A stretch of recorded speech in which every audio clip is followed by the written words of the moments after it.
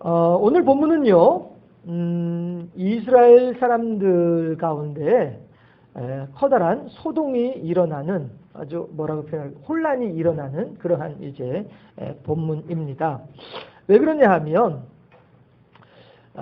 이스라엘 사람들은 지금도 마찬가지입니다만 선민의식을 가지고 있거든요. 선택받은 백성이다. 하나님으로부터 선택받은 백성이다. 하나님의 자녀다라고 하는 인침을 받은 사람들이 우리들이다 라고 하는 자부심이 대단한 사람들이더라라고 하는 것입니다.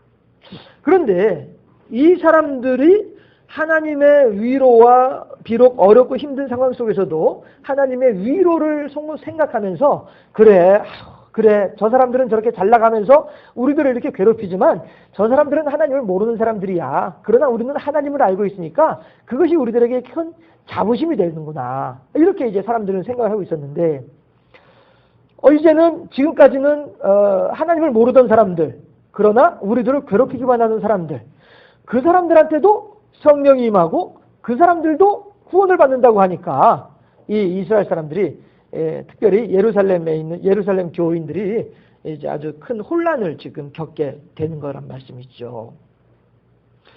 했을 때 이제 사도 바울이 바나바와 더불어서 그 1차 전도 여행을 마치고서 예루살렘 교회에 와서 전도복을 하는 거예요. 우리가 이 지역에서는 이런 일을 만났는데 이렇게 대처해서 이렇게 일을 해결했습니다.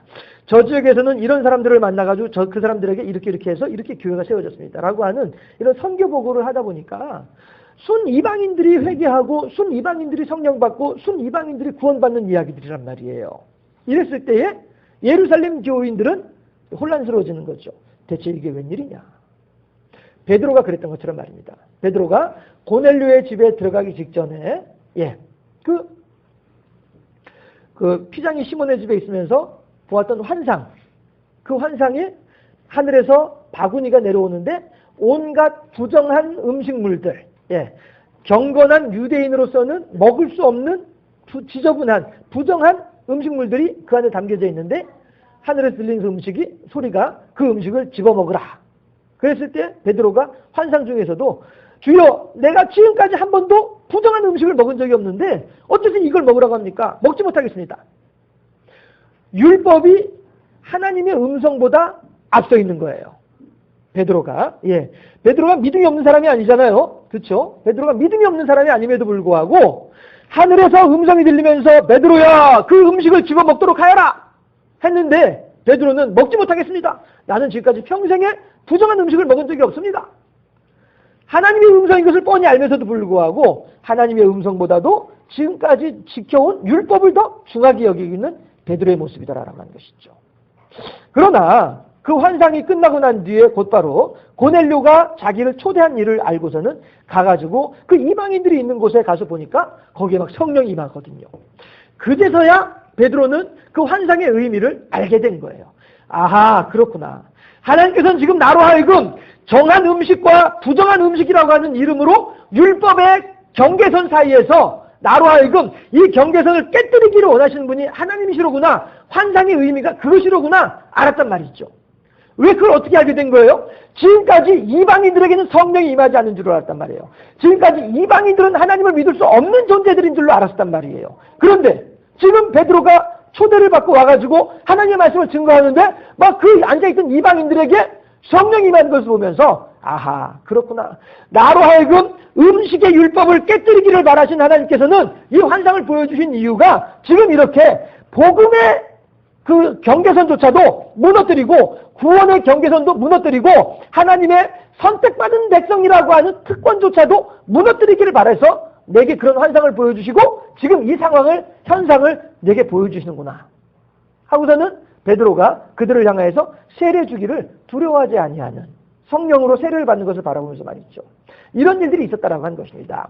그런데 이것이 단지 베드로 혼자만의 경험이 아니라 그 시대에 많은 이른바 경건하다라고 하는 유대인들에게 있어서는 나사렛 예수 그리스도의 십자가의 사역을, 십자가의 구원의 은총을 알면서도 받아들이고 믿었으면서도 불구하고 그래서 내가 그리스도인이 되었습니다 라고 하는 신앙 고백을 하면서도 불구하고 이 율법의 테두리 안에서 벗어날 줄 모르는 이런 사람들이 있었더라라고 하는 것이에요.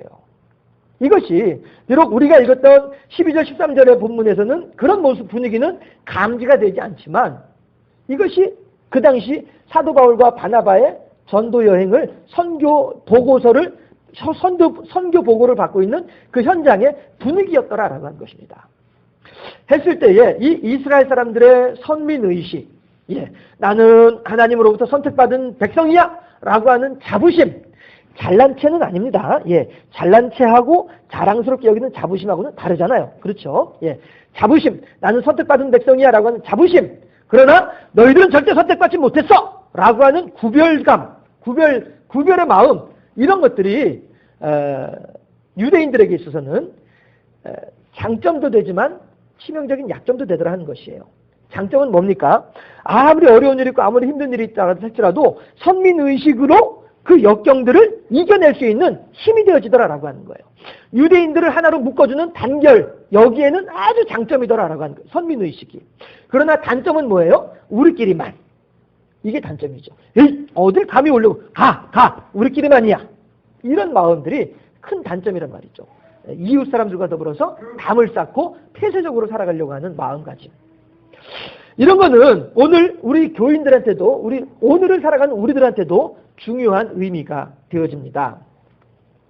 그래서 우리들 마찬가지로 하나님을 믿는 믿음에 대한 자부심, 믿음은 하나님의 선물이거든요. 내 공로로서 얻어지는 것이 아니라 하나님께서 무조건 주고자 하신 분들, 마태복음 11장에 의하면은 하나님의 아들이 계시를 주고자 지목하는, 아들의 소원대로 계시를 주고자 하는 그 사람에게 임하는 것이 하나님을 아는 지혜요 믿음이란 말씀이에요. 하기 때문에 우리들은 하나님께서 이 세상에, 이 지구상에 60억이 넘는 인구 가운데에 하나님께서는 저를 택해 주셨군요. 감사합니다. 라고 하는 자부심, 이건 우리가 분명히 가지고 있어야죠. 하나님께서 나를 선택하셨다라고 하는 자랑스러움, 충분히 우리들은 가져야 됩니다. 하고 우리들이 내가 예수 믿는다고 하는 사실을 어느 누구 앞에서나 거리낌이 없을 만큼 우리들은 자랑스러워할 필요가 있습니다. 이것은 우리들의 믿음의 깊이이다라고 하는 것이죠. 예화 중에 그런 예화가 있죠. 아이가 중학교 다니는 아이인데 엄마를 되게 창피하게 여겨요. 왜냐하면 엄마의 얼굴이 얼었거든요. 화상 때문에. 그리고 이제 성형수술을 하지 못하니까 그냥 화상으로 인해서 얼거진 얼굴 그대로 있단 말이에요. 그래서 늘 이 아이는 길거리에서라도 친구들하고 같이 가다가 엄마를 마주치면은 모른 척하고 뒤돌아서는 거예요. 엄마는 또 아이고 아들 이름을 부른단 말이에요. 반가워서. 그러면 친구들이 야, 저 아줌마가 네 이름 부르는데? 몰라, 나 모르는 사람이야. 가! 하고서 도망가 버린단 말이에요. 이렇게 엄마에 대해서 창피해하던 아들이 있었는데, 자, 제가 지금 여러분 믿음 안에서의 자부심을 가지고 말씀드리는 거예요. 그랬는데 이 아들이 어느 날 엄마가 어떻게 화상을 입게 됐는지를 알게 된 거예요. 엄마가 바깥에 있는 동안에 이 아들이 어린아기, 기저귀 차고 있는 어린아기였을 때 집에 불이 났어요. 그런데 어느 누구도 그 집 안에 들어가서 이 아이를 꺼내올 수 있는 사람이 아무도 없는데 엄마가 용감하게 들어가서 아이를 데리고 나온 거예요. 그래서 아이는 무사하게 아무런 탈 없이 나왔지만 엄마는 그 불에 끄슬리는 바람에 얼굴이 그렇게 돼버렸단 말이죠. 이 아들은 중학생이 될 때까지도 그 사실을 모르고 있었어요. 그러고선 그냥 괜히 아이고 우리 엄마는 창피해, 우리 엄마는 못생겼어, 우리 엄마는 얼었어, 아이고 학교 오지 말았으면 좋겠어, 우리 엄마 창피해, 친구들 앞에서 쪽팔려, 이러던 아들이었는데 엄마의 상처의 원인을 알고 나니까 그 상처가 이 아들로서는 너무나도 감사한 거예요. 왜? 자기를 살리기 위한 엄마의 희생이었으니까. 이러니까 그 사실을 알고 난 뒤에는 지금까지는 창피하고 지금까지는 부끄러웠고 지금까지는 알리기 싫었던 엄마였지만은 그 사실을 알고 난 뒤에는 어떻게 해요? 친구들만 얘들아 이리 와, 우리 엄마야. 그래? 야, 근데 니네 엄마 얼굴이 우리 엄마가 나 깐난애기 때 나 불난 집에서 나를 구해내느라고 이렇게 얼굴이 이렇게 되신 거야. 나 우리 엄마가 얼마나 감사한지 몰라. 나 우리 엄마 얼마나 사랑하는지 몰라. 사람이 엄마가 바뀌어가지고 아들이 바뀌는 게 아니잖아요. 그렇죠? 아들의 마음가짐이 바뀌니까 엄마에 대한 태도가 바뀌는 거란 말씀이에요. 하나님에 대한 믿음이 그렇단 말씀이죠. 내가 하나님에 대한 믿음이, 하나님의 나를 향한 사랑을 알게 되면 알게 될수록 하나님에 대한 믿음이 더욱더 커지면서 그 커지는 믿음으로 어떻게 해요? 누구 앞에서든 어느 때든지 주는 그리스도시요 살아계신 하나님의 아들이십니다 라고 하는 고백을 언제든지 할 수 있게 되더라라고 하는 것이죠. 우리 믿는 사람이 갖추어야 될 이 유대인들의 어떤 그 태도를 통해서 갖추어야 될 우리 믿는 사람들이 첫 번째는 믿음에 대한 자부심이란 말이에요. 나는 크리스찬입니다. 나는 하나님을 믿는 사람입니다. 나는 예수 그리스도를 따르는 사람입니다. 라고 하는 고백을 누구 앞에서나 할 수 있는 이런 자부심. 이것은 믿음의 정도에 따라서 비례하더라 하는 것입니다. 그러니 제가 한 번씩 말씀드렸잖아요. 제가 어렸을 때에는요. 식사 기도할 때 그냥 이렇게 눈 뜨고서 숟가락 뒤적뒤적 하면서 마음속으로 하나님 아시죠? 저 지금 기도하고 있어요. 잘 먹을게요. 아멘. 이러고서 먹는. 왜? 눈 감고 머리 숙이고 손 모으고 기도한다는 자체가 친구들 앞에서 창피하니까. 믿음이 없을 땐 그러더라라고 하는 것이죠. 우리들은 하나님에 대한 자부심을 가질 수 있어야 되겠다 하는 것입니다. 두 번째는 뭐냐 하면은요. 우리가 포용력이다라고 하는 거예요. 유대인들은, 바리새인들은 그들의 가지고 있는 율법을 가지고 다른 이방인들은 얼씬도 못하게 만들고 있단 말이죠. 그러나 하나님께서는 우리들에게 그걸 말씀하시는 것이 아니라 도리어 모든 벽을 허물고 모든 경계선을 무너뜨리고 그들을 다 같이 포용하고 함께 할 수 있어야 되겠다. 수고하고 무거운 짐진 자들아 다 내게로 오라. 내가 너희를 편히 쉬게 하리라. 마태복음 11장에서 어저께 보았잖아요. 하나님께서는 이렇게 누구든지 주의 이름을 부르는 자는 구원을 받을 것이다라고 하는 약속을 주시면서 아무 누구에게나 하나님의 구원의 역사가 구원의 물결이 그들에게도 나타나가지고 그들에게 전달되어지기를 바라시는 분이 하나님이시다라고 하는 거예요. 그런데 왜 우리들은 스스로 높은 담을 쌓아놓고 못 들어오게 하느냐라고 하는 거예요. 같은 교회 안에 있으면서도 불구하고 우리들은 남들에겐 드러나지 않지만 스스로는 높은 벽을 쌓아놓고 그 사람과 나와의 관계를 한 걸음 멀리 이렇게 떨어뜨려 놓는 이런 모습들이 우리들에게도 있지 않느냐라고 하는 것입니다. 신앙인으로서 갖춰야 될 두 번째 자세는 바로 이 포용력입니다. 하나님을 알지 못하는 사람들, 그 사람들과의 관계 속에서 일어나는 여러 가지 일들이 있을 수가 있습니다.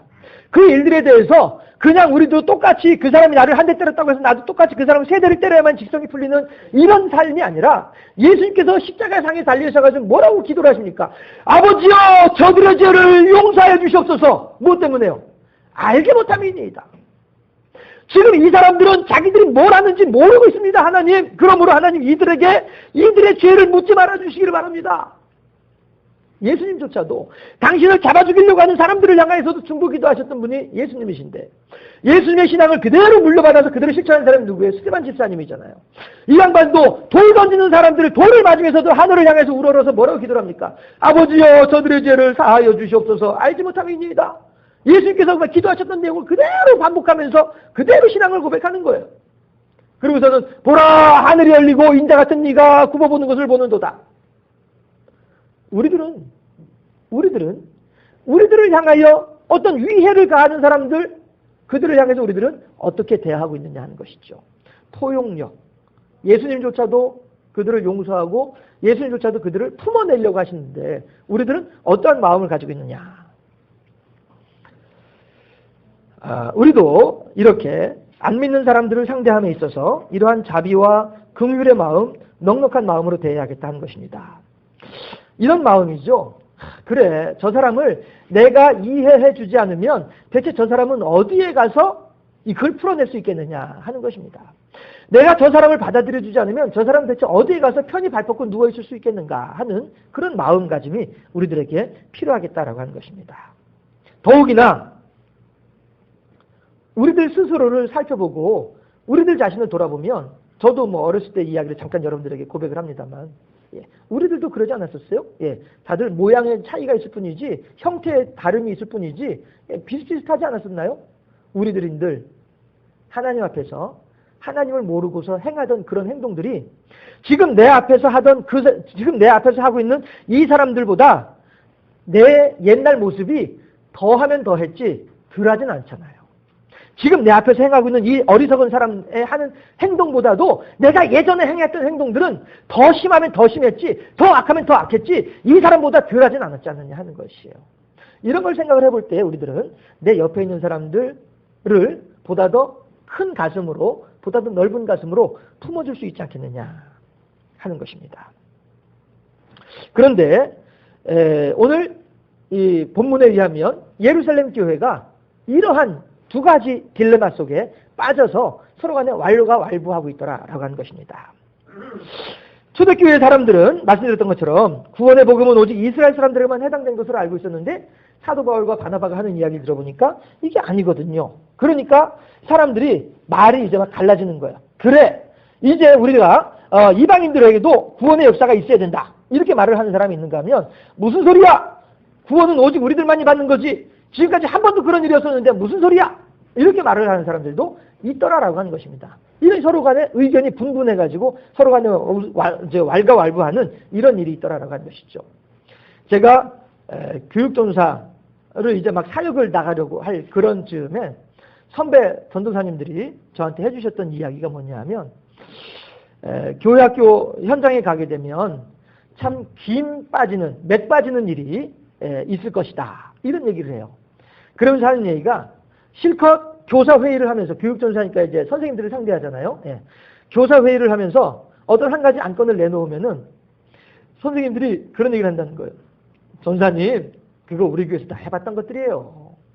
이런다는 거예요. 그러면은 정작 기획을 해가지고 막 머리 싸내면서 기획을 해가지고 제시한 사람 입장에서는 김 빠진다는 얘기죠. 그런가 하면 또 어떤 이야기가 나오냐면은 그렇게 제시를 했을 때 전사님, 그거 우리 교회에서 한 번도 안 했던 건데 왜 하려고 하십니까? 이런다는 거예요. 그러면은 참 기운이 빠진다. 이런 이야기를 들은 적이 있었습니다. 목사님도 실제로 그런 일 겪으셨나요? 질문하지 말아주세요.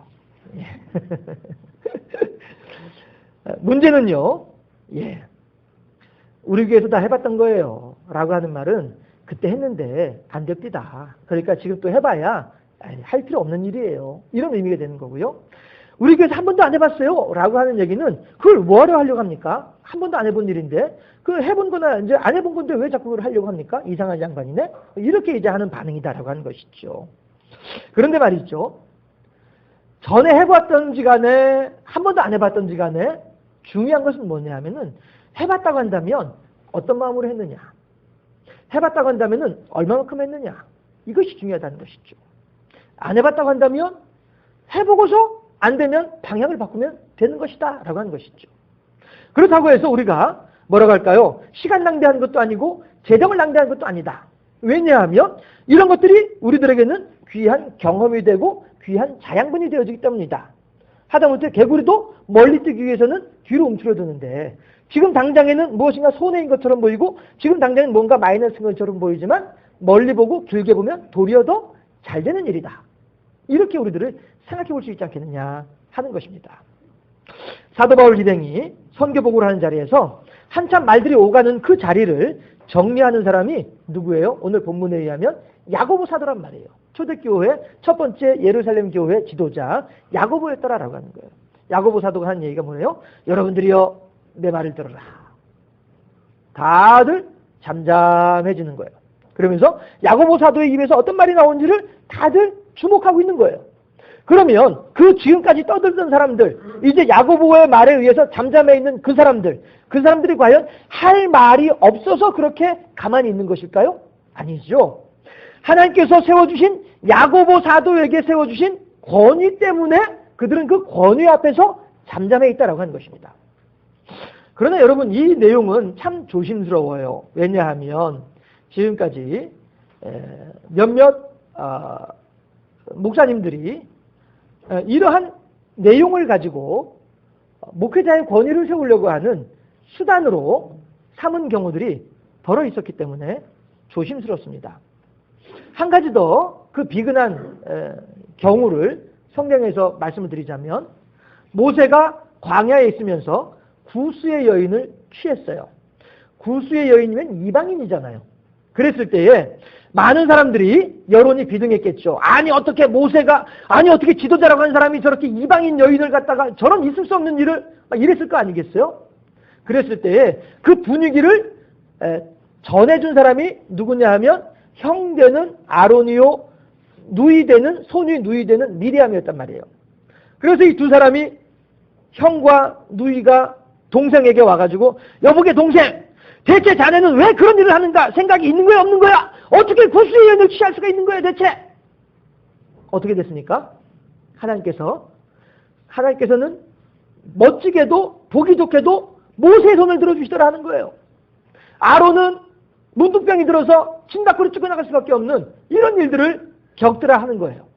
그러면서 하나님께서는 그 4분의 1 될 뻔했던 이스라엘 진중의 모든 사람들을 한마디로 그 한 가지 행동으로 그 대단한 웅변으로 모든 사람들의 분위기를 딱 정리를 하잖아요. 어떻게요? 너희들은 오직 모세의 말을 들으라. 이것이죠.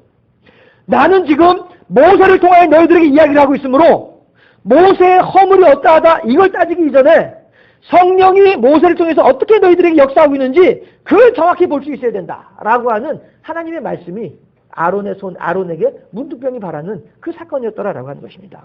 자, 그러면 여러분 여기서 제가 다시 말씀드립니다. 목회자들이 자기의 권위를 교회에서 자기의 권위를 높이기 위한 수단으로 이런 내용들을 활용하는 경우들이 없지 않았더라 하는 것을 말씀을 드립니다. 예. 그러나 중요한 것은 뭐냐면요.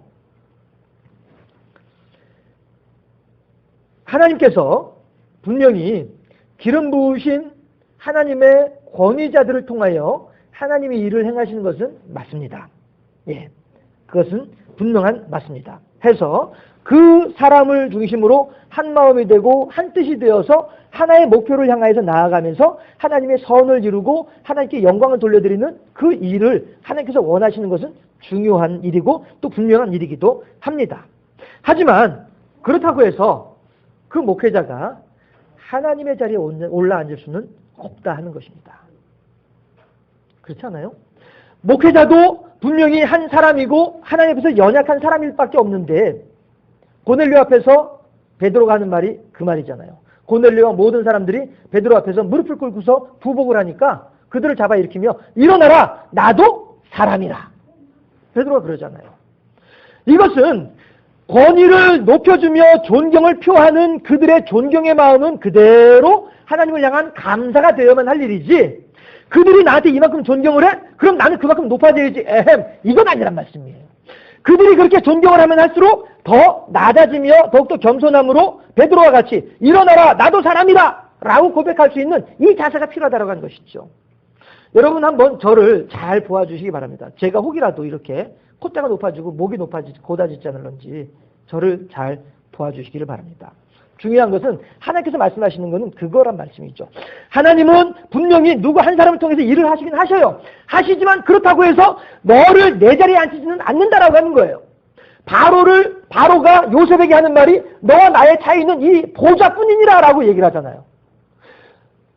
요셉이 보디발의 아내에게 하는 말이 여인이시여 여주인이시여 당신의 남편이 보디발 장군이 내게 집안 가정 사무들은 다 내게 맡겼지만 당신만큼은 내게 맡기지 않았습니다. 고백하잖아요. 하나님의 영역과 나의 영역은 엄연히 구별이 되어야 된단 말이죠. 이것을 구분하지 못하고 많은 사람들이 존경을 표하고 많은 사람들이 그 권위 앞에 복종을 할 때에 스스로가 높아지면서 하나님의 자리에 하나님 좀 비키세요 내가 앉게 이러면은 문제가 되더라 하는 것입니다. 해서 목회자는 이거는 저를 향한 다짐이기도 합니다만 하나님께서 세워주시는 권위를 가지고 개인의 영달을 위해서 이용할 것이 결코 아니고 오직 성언 운반 일념으로 하나님의 거룩한 말씀을 전달하려고 하는 한 가지 마음으로 또한 오직 주께 영광이라고 하는 그 마음으로 사용을 하는 어떤 그런 하나님께서 세워주시는 목회자의 권위를 그러한 방편을 위해서 사용을 해야지 하나님의 말씀을 증거하고 하나님께 영광 돌려드리는 그 수단을 위해서 목회자의 권위를 사용을 해야지 스스로가 높아지려고 하는 것으로 사용을 해서는 안 되겠다 하는 것입니다. 요즘 한국교회에 이른바 유명하다고 하는 목사님들 사이에서 이런저런 뒤숭숭한 소문이 들려오고 있습니다. 누구 말이 정확한 말인지는 알 수 없겠습니다만 말이죠. 그런데 그렇게 각각 그 교회들마다 또 사람들마다 다른 또 말 못할 사정들도 있겠습니다만은 목회자를 하나님의 대행자로서 존경하는 마음을 넘어서 거의 맹종하는 교인들 그리고 그러한 교인들을 보면서 더욱 겸손함으로 하나님 앞에서 행해야 마땅함에도 불구하고 스스로가 교만해진 몇몇 목회자들 그들의 이야기가 요즘 들려오는 소문들이 아닌가 싶습니다. 우리 교회도 사람이 모인 곳이기 때문에 이 사람의 생각과 저 사람의 주장이 다를 수 있습니다. 그렇다고 해서 너는 틀리고 나만 옳다라고 이야기할 수는 없다라고 하는 것이죠. 너와 나의 다른 부분을 서로 간에 협의하며 무엇이 하나의 뜻이 합당한 일인가를 서로 간에 생각하면서 너의 뜻을 굴복시켜서 나의 뜻을 관철시키겠다. 이것이 아니라 너의 생각과 나의 생각 가운데에서 하나님의 뜻에 합당한 생각은 무엇일까? 이걸 찾아나가는 과정이 우리 교회에는 반드시 필요하다라고 하는 것입니다. 해서 이렇게 하나님께서는 이 하나됨을 위하여서 여러 분야의 여러 권위자들을 세워두셨다 하는 것이죠. 우리는 이제 사람을 따르는 것이 아니라 그 사람의 뒤편에 서 계시는 하나님의 권위를, 하나님의 권세에 대한 순종의 자세가 필요하겠다 하는 것입니다. 오늘 우리는 네 분의 항존 직분자에 은퇴하는 그 자리에 같이 있습니다. 그분들이 그동안에 어떻게 헌신을 했고, 어떻게 충성을 했고, 어떻게 섬겨왔던가에 대한 부분들은 아마 이 자리에 계신 여러분들께서 저보다도 훨씬 더 잘 알고 계시겠죠. 그리고 무엇보다도 사람의 중심을 보시는 하나님께서는 더 정확하게 알고 계실 것입니다. 무엇보다도 우리들은 이 상황 앞에서 이 정해진 규칙과 제도에 따르는 이 모습을 보면서 뒤따르는 우리들도 언젠가는 저 자리에 있을 것이다 라고 하는 생각을, 그 마음을 늘 우리들도 가지고 있어야 되겠다 하는 것이죠. 그리고 그러한 마음 앞에서 더욱더 하나님 앞에 성실하고 교우들 앞에서 신실한 마음으로 그렇게 하나님의 영광을 위한 선한 도구로 쓰임받기를 구해야 하지 않겠느냐라고 하는 것입니다. 이것이 바로 지금 이 네 분의 은퇴하신 분들 앞에서 우리들이 받아야만 하나님의 음성이 아니겠는가 하는 것입니다. 야고보 사도가 그 많은 사람들에게 여러분들이요 내 말을 들어보시오 라고 할 때 그 사람들이 다들 잠잠하면서 야고보 사도의 입을 바라보았던 것은 그만큼 야고보 사도는 하나님 앞에서, 사람 앞에서 신실하며 겸손하였던 사람이었던 것을 우리들은 알 수 있거든요. 그 사람은 나중에 사도들 가운데 첫 번째 순교의 제물로 하나님께 바쳐지기도 하는 사람이기도 하니까 말입니다. 적어도 야고보 사도의 이러한 권위는요, 인간의 얕은 꾀로 이루어진 것은 결코 아니다라고 하는 것이죠. 오직 하나님께 헌신하고 충성함으로써 하나님께서 세워주신 권세이다 하는 것입니다. 이제 하나님의 나라를 소망하는 우리들은 오늘 은퇴하는 네 분 권사님들을 바라보면서 머지않아 우리의 모습인 것을 알고 남겨진 시간 속에서 더욱 하나님께 귀하게 쓰임받음으로써 화평과 건덕의 일에 힘을 쓰고 교회를 세우는 일에 동참하는 참된 권위자로 세워지는 우리 모두가 되어질 수 있기를 주님의 이름으로 축원합니다. 기도하겠습니다. 좋으신 아버지 하나님, 하나님께서는 이 세상에 있는 교회를 하나님의 뜻에 합당한 모습으로 이끌어 나아가기 위하여 요소요소에 필요한 일꾼들을 세워주신 줄로 믿습니다. 그리고 하나님께서는 그 세우신 종들에게 그에 합당한 달란트를 공급해 주시듯이 권위를 허락하여 주신 줄로 믿사오니 하나님이시여 권위자들은 그들의 권위로 사람들 앞에 군림하고자 할 것이 아니요 또한 그 권위를 따르는 모든 사람들은 하나님의 행하시는 역사를 바라보며 권위자의 말에 순종함으로써 순종하는 자나 또 하나님을 따르는 자나 모두가 다 한 가지로 하나님의 영광을 위한 귀한 도구로 세워지는 하나님의 사람들 될 수 있도록 인도하여 주시옵시고 오늘 그렇게 하나님께서 맡겨주신 모든 일들을 마치고 하나님이 허락하시는 안식 가운데 들어가는 우리 은퇴하시는 분들에게도 또 먼저 은퇴하신 분들에게도 또 조만간 은퇴하실 분들에게도 모든 이들에게 하늘의 평강이 넘쳐나게 하시고 하나님의 안식이 풍성한 복된 삶의 주인공들 되게 해 주셔서 어찌하든지 사람의 생각을 높이고 사람의 이름을 드러내고자 하는 것이 결코 아니라 하나님을 높이며 하나님의 이름을 드러내며 하나님의 뜻을 대행하고자 하는 착하고 충성된 종으로 세워지는 그리하여서 하나님 보시기에 많은 사람들 보기에 참된 권위자로 세워지는 우리 모두가 되게 하여 주옵소서. 예수 그리스도 이름으로 감사하며 기도합나이다. 아멘.